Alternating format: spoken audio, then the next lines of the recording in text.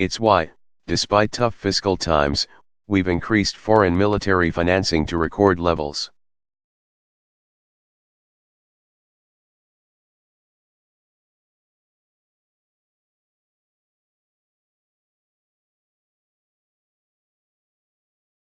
And that includes additional support beyond regular military aid for the Iron Dome anti-rocket system.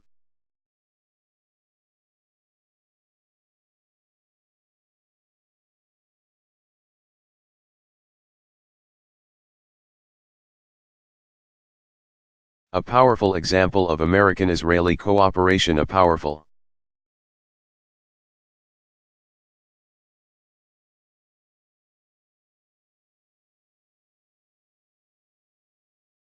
example of American-Israeli cooperation which has already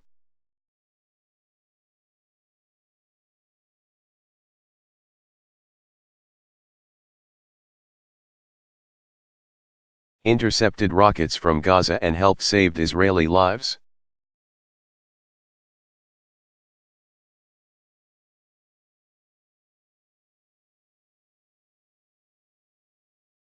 So make no mistake, we will maintain Israel's qualitative military edge.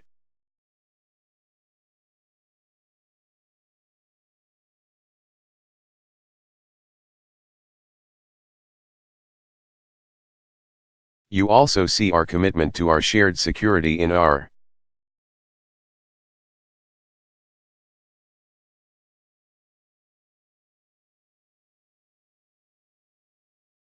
determination to prevent Iran from acquiring nuclear weapons.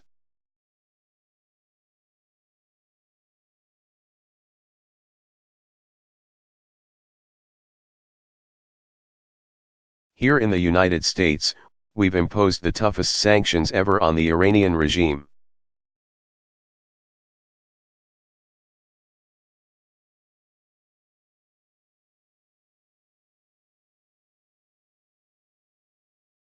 At the United Nations, under our leadership, we've secured the most comprehensive international sanctions on the regime.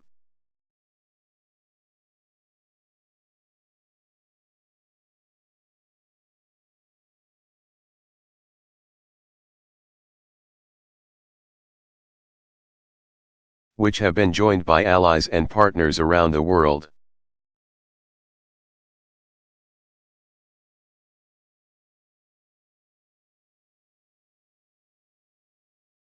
Today, Iran is virtually cut off from large parts of the international financial system.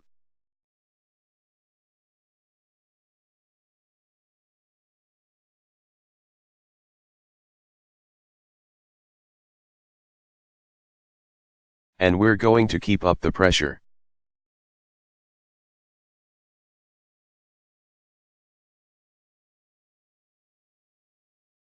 So let me be absolutely clear, we remain committed to preventing Iran from acquiring nuclear weapons.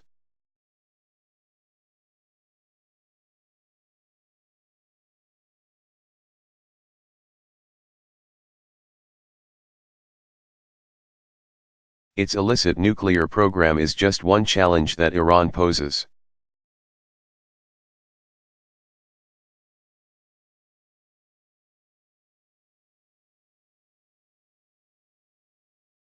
As I said on Thursday, the Iranian government has shown its hypocrisy by claiming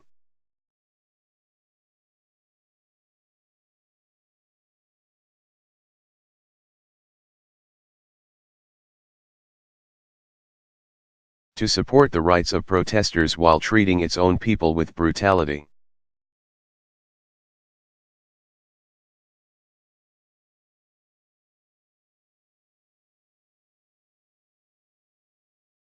Moreover, Iran continues to support terrorism across the region.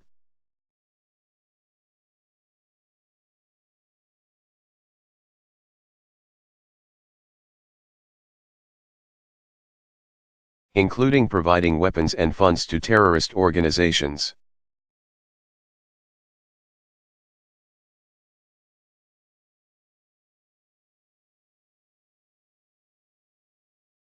So we will continue to work to prevent these actions, and we will stand up to groups like Hezbollah.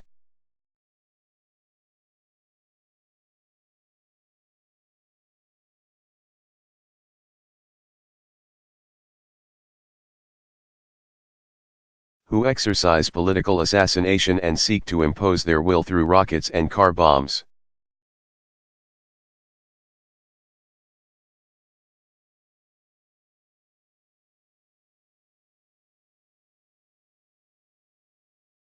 You also see our commitment to Israel's security in our steadfast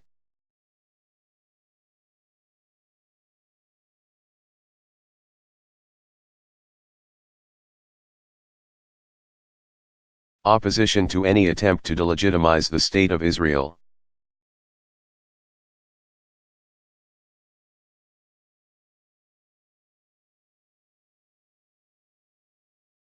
As I said at the United Nations last year, Israel's existence must not be a subject for debate.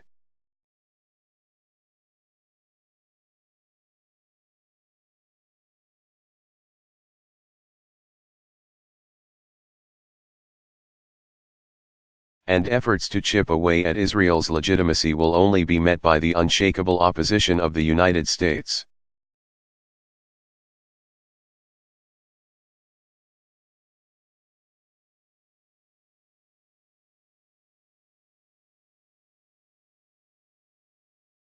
So when the Durban Review Conference advanced anti-Israel sentiment, we withdrew.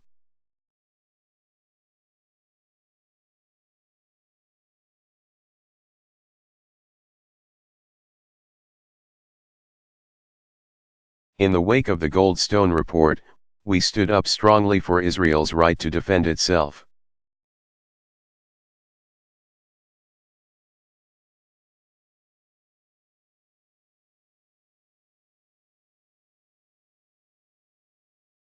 When an effort was made to insert the United Nations into matters that should be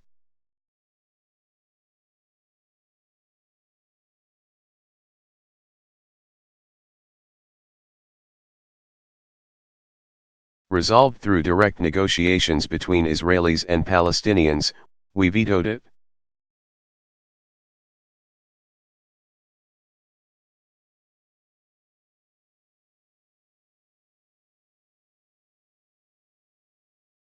And so, in both word and deed, we have been unwavering in our support of Israel's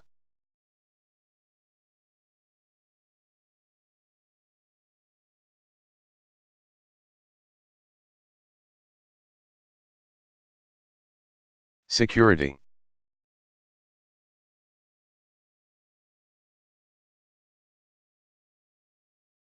And it is precisely because of our commitment to Israel's long-term security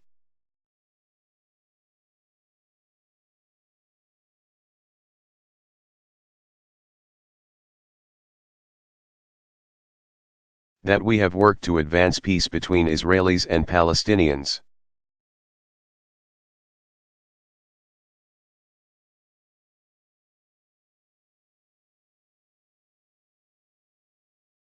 Now, I have said repeatedly that core issues can only be negotiated in direct talks between the parties.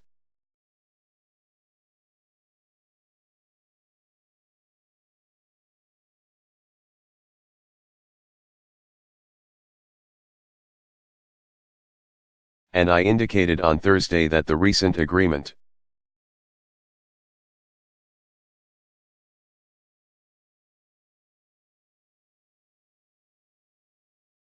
between Fatah and Hamas poses an enormous obstacle to peace.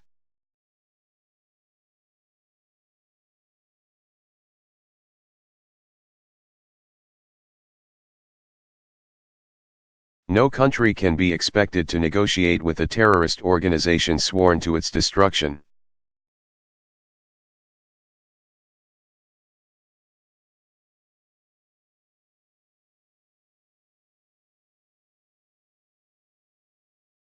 And we will continue to demand that Hamas accept the basic responsibilities of peace.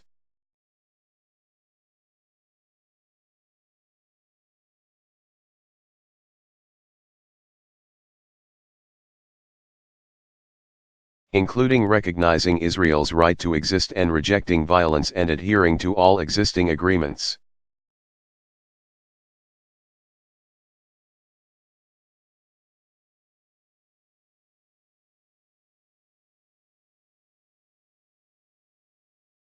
And we once again call on Hamas to release Gilad Shalit, who has been kept from his family for 5 long years.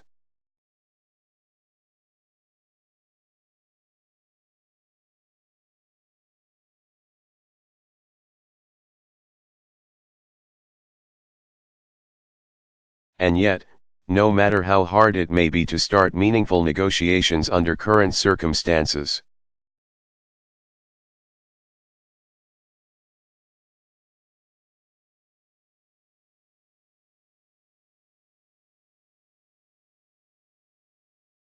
we must acknowledge that a failure to try is not an option.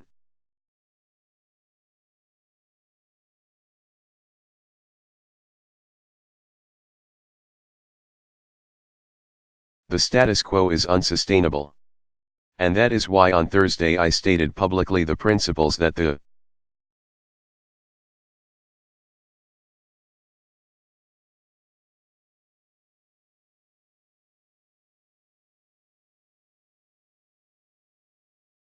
United States believes can provide a foundation for negotiations toward an agreement to end the conflict and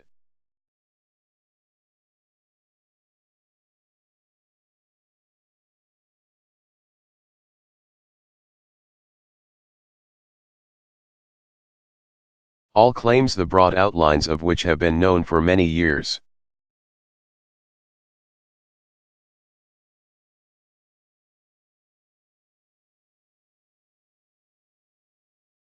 And have been the template for discussions between the United States, Israel, and the Palestinians since at least the Clinton administration.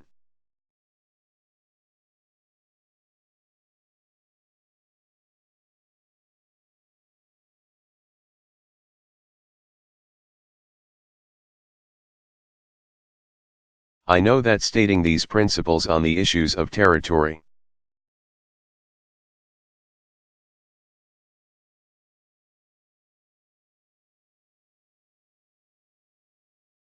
and security generated some controversy over the past few days.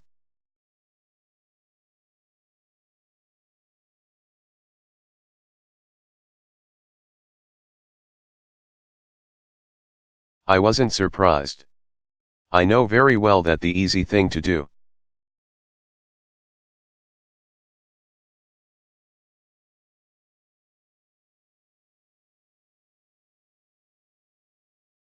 particularly for a president preparing for re-election, is to avoid any controversy.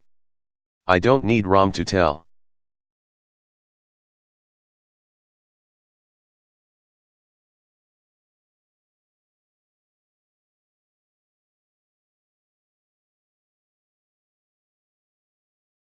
me that. Don't need Axelrod to tell me that. But I said to Prime Minister Netanyahu,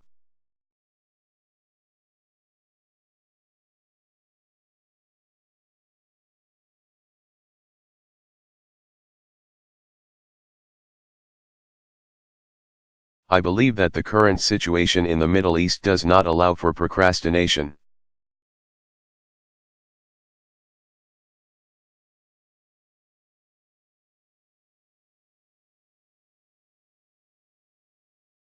I also believe that real friends talk openly and honestly with one another.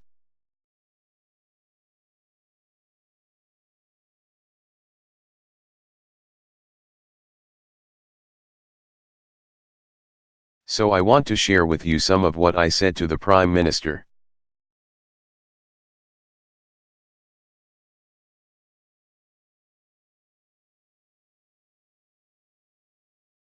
Here are the facts we all must confront.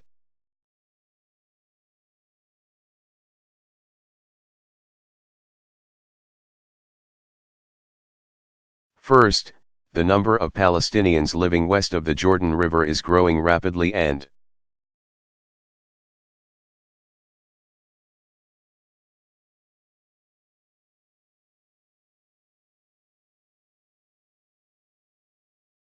fundamentally reshaping the demographic realities of both Israel and the Palestinian territories.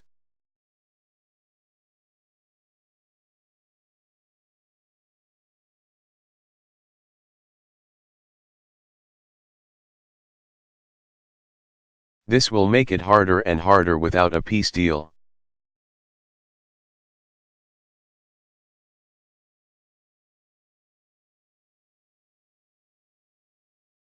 To maintain Israel as both a Jewish state and a democratic state.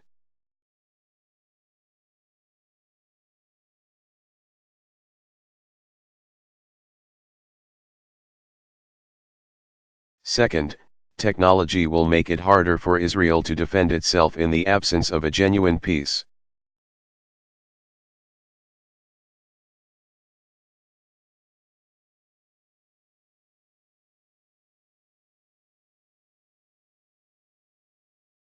Third, a new generation of Arabs is reshaping the region.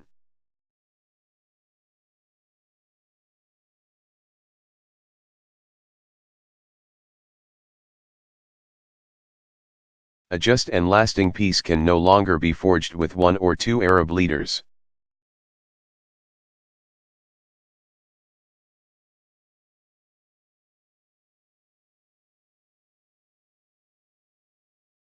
Going forward, millions of Arab citizens have to see that peace is possible for that peace to be sustained.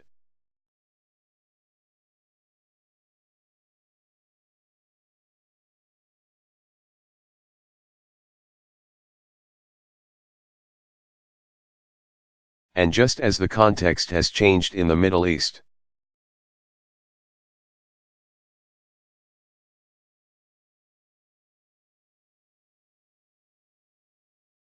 so too has it been changing in the international community over the last several years.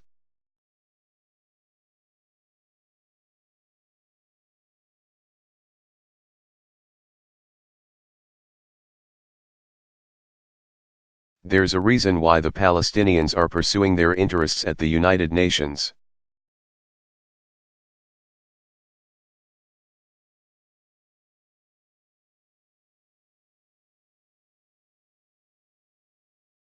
They recognize that there is an impatience with the peace process, or the absence of one.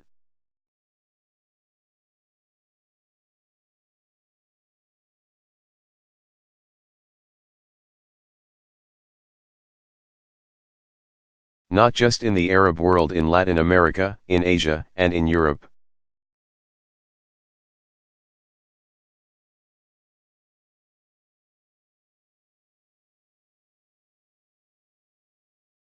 And that impatience is growing, and it's already manifesting itself in capitals around the world.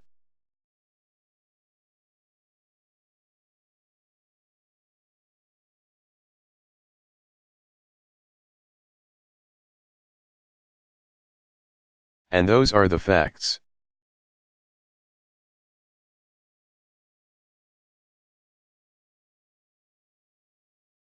I firmly believe, and I repeated on Thursday, that peace cannot be imposed on the parties to the conflict.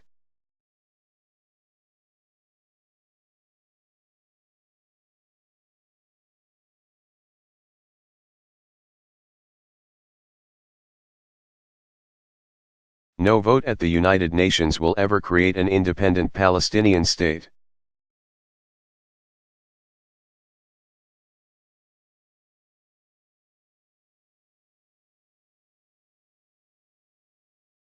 And the United States will stand up against efforts to single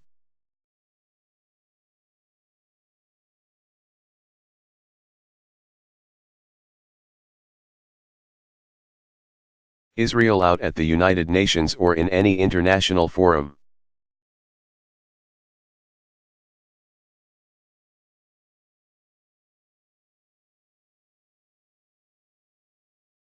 Israel's legitimacy is not a matter for debate.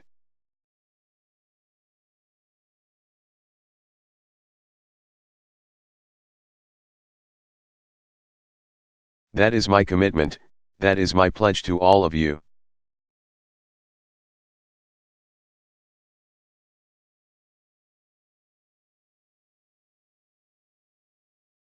Moreover, we know that peace demands a partner, which is why I said that Israel cannot.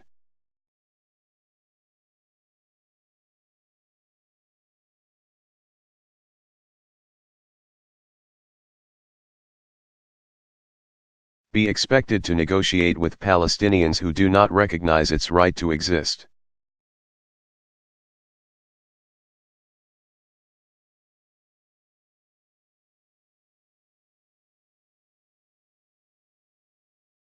And we will hold the Palestinians accountable for their actions and for their rhetoric.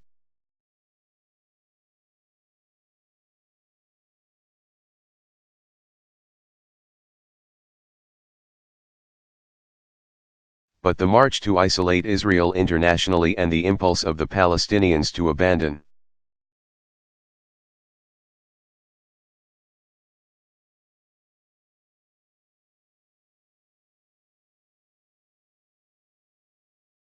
negotiations will continue to gain momentum in the absence of a credible peace process and alternative.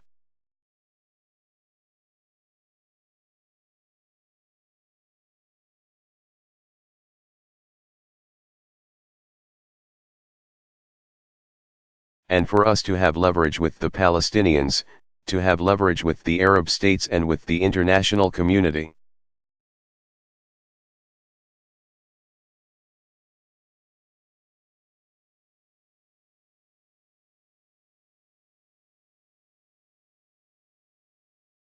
The basis for negotiations has to hold out the prospect of success.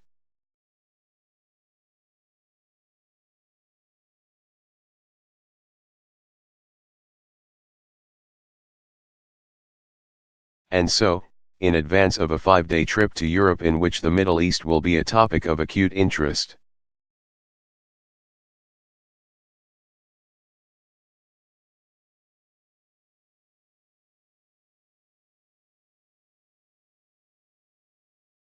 I chose to speak about what peace will require.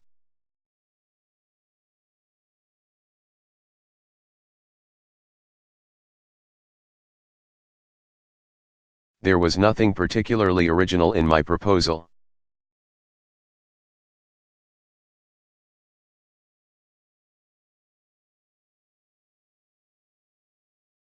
This basic framework for negotiations has long been the basis for discussions among the parties, including previous U.S.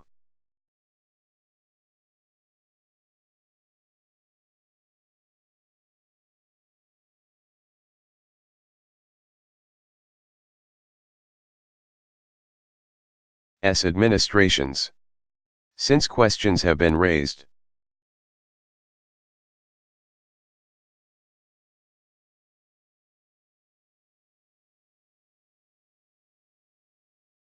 let me repeat what I actually said on Thursday, not what I was reported to have said.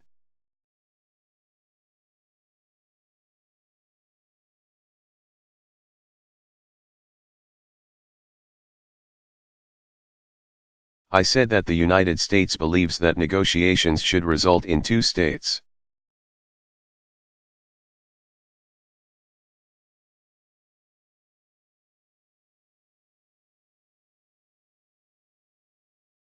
With permanent Palestinian borders with Israel, Jordan, and Egypt, and permanent Israeli borders with Palestine.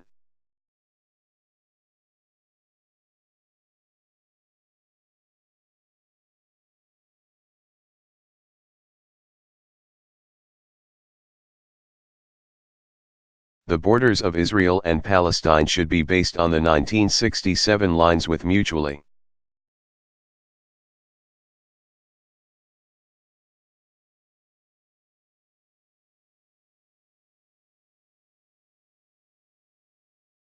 agreed swaps so that secure and recognized borders are established for both states.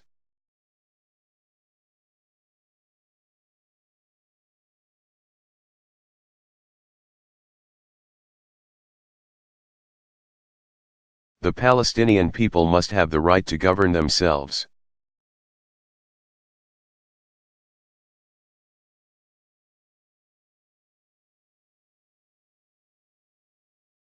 And reach their potential, in a sovereign and contiguous state.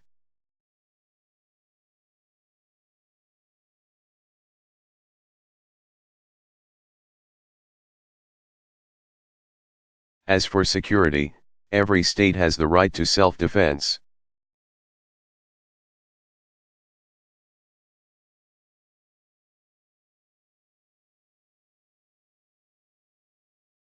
and Israel must be able to defend itself by itself against any threat.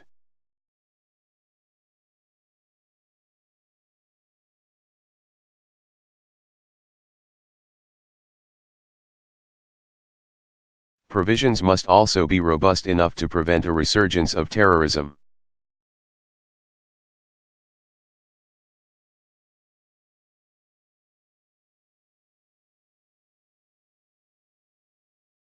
To stop the infiltration of weapons, and to provide effective border security.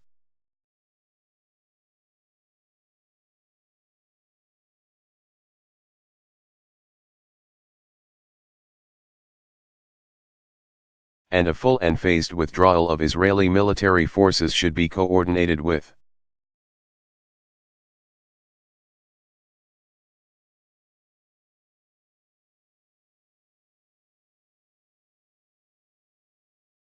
the assumption of Palestinian security responsibility in a sovereign and non-militarized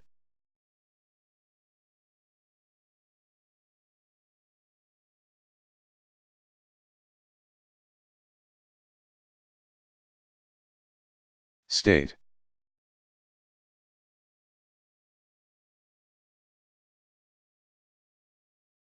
And the duration of this transition period must be agreed.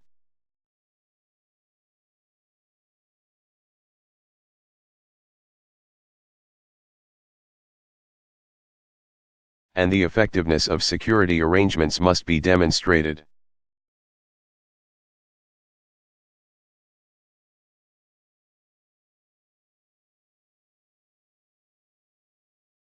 Now, that is what I said.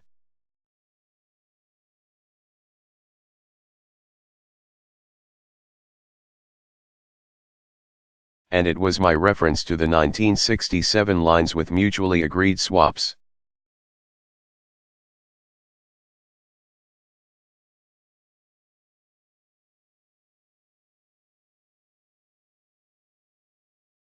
That received the lion's share of the attention, including just now.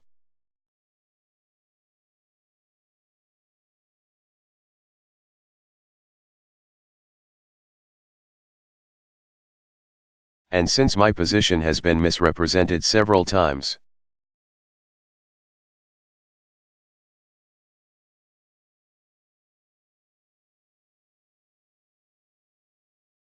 let me reaffirm what 1967 lines with mutually agreed swaps means.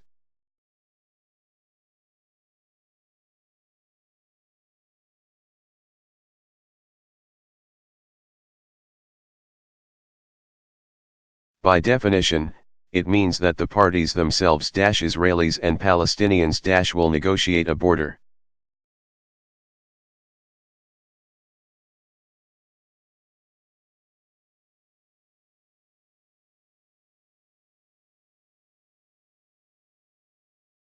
That is different than the one that existed on June 4, 1967.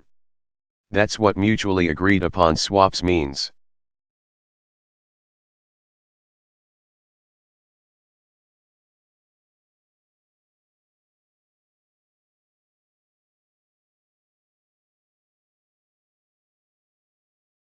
It is a well-known formula to all who have worked on this issue for a generation.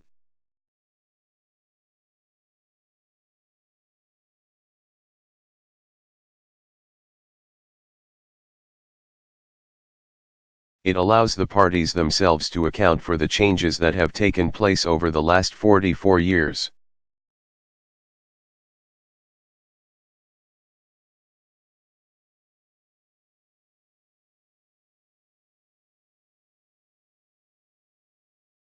It allows the parties themselves to take account of those changes.